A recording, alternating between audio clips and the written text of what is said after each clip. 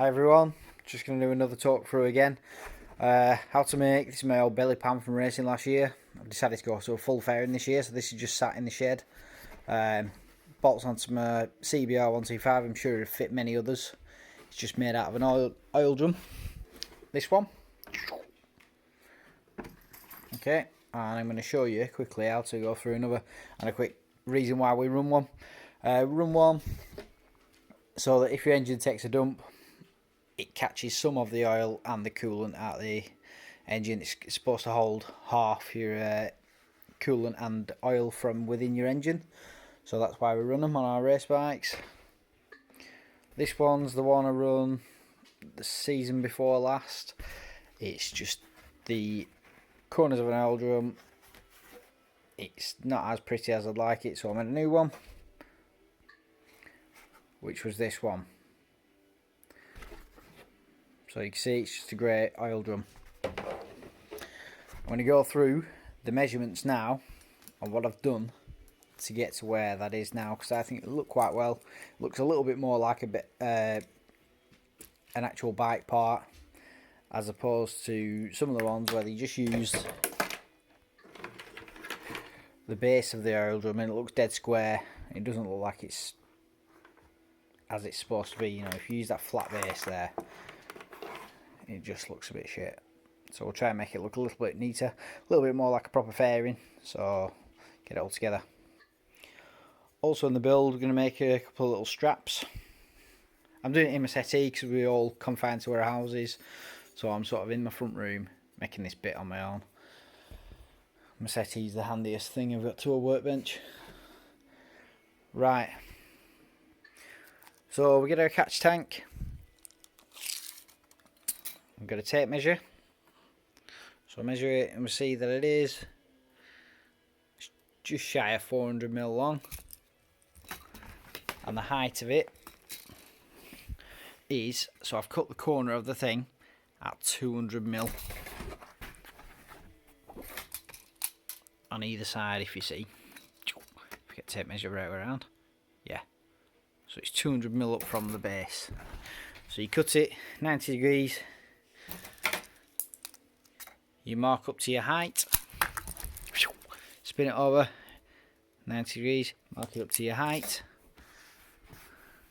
and then I've just cut a little bit of a thing, because then that matches up to the rear bit of your frame. So that's a few mil shorter. I can't really get a good measurement because I'm not on a straight edge. It's only maybe 10mm shorter on that side, but on the left hand side where your gears are, it's quite a bit shorter.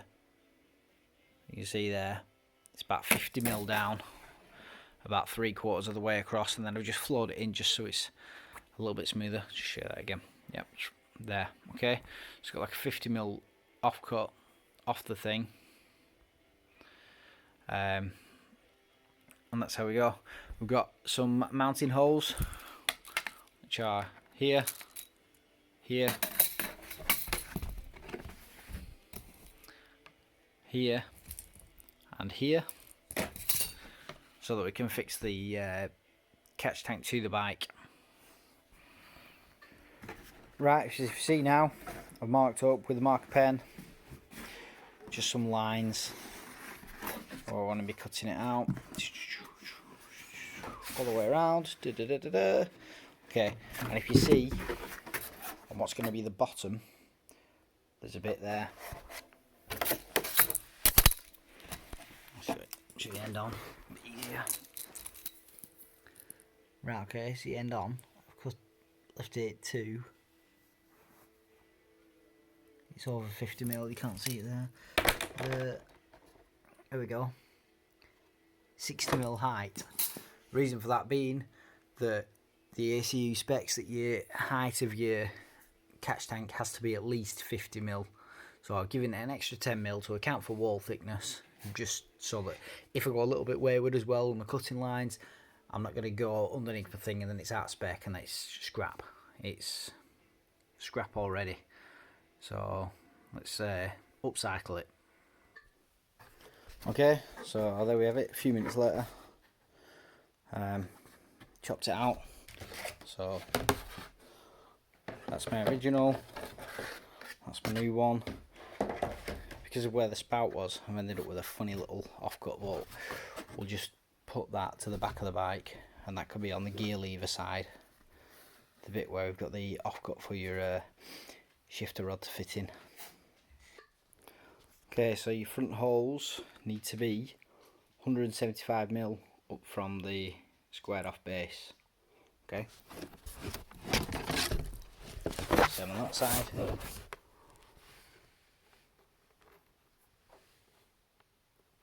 75mm. There's a bit of a bend on there, so it's a little bit deceiving for the eye.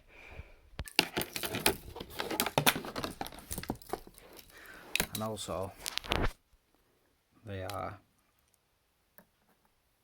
25mm to the centre of the hole, back from the front edge. Also, for the shift lever side, marked down the line, 50mm in from the top. Scribed it along, and then just taped it up. I'll wash all the marker pen off with a bit of thinners afterwards, clean it all up. But there's my marked out holes, centres. Okay, so that's the front holes taken care of. Now I just have to mark the back holes out.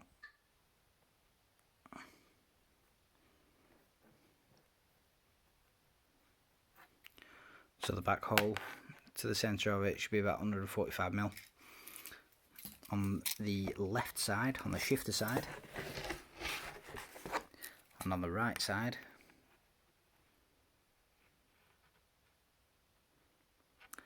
wants to be 170mm up, so it's a little bit lower than the front hole, only marginally. You can hardly really see the difference. This hole here needs to be at least 8mm, because you're going to put a button head over. There's a small female thread sticking out from the frame near the right foot peg, and you need to hook this over and then cover it with a button head screw. Screw it down tight, and then the front you need to make 2 of these puppies. So I just did 130mm from that hole to that hole, and then that one goes up to your second one on your front engine mounts. You can see where those 2 mount, where your front engine mount comes off. You take the 2 bolts off. Hey dog. And yeah, you just I made those out of some aluminium, but you can make them out of the remainder of your plastic tub if you want to. It's up to you. Okay, so there's your finished article. Drill the holes nice and big, so you've got a bit of leeway for your things. Obviously, that bolts through like that. Just use some washers just to cover up any hole difference or M8s or whatever. Yeah. So there's my original one. There's the new one, and they look. I know they look naff, but they look better than having it as a square cube underneath your bike, I think. So yeah, how to make a catch tank in about 10 minutes.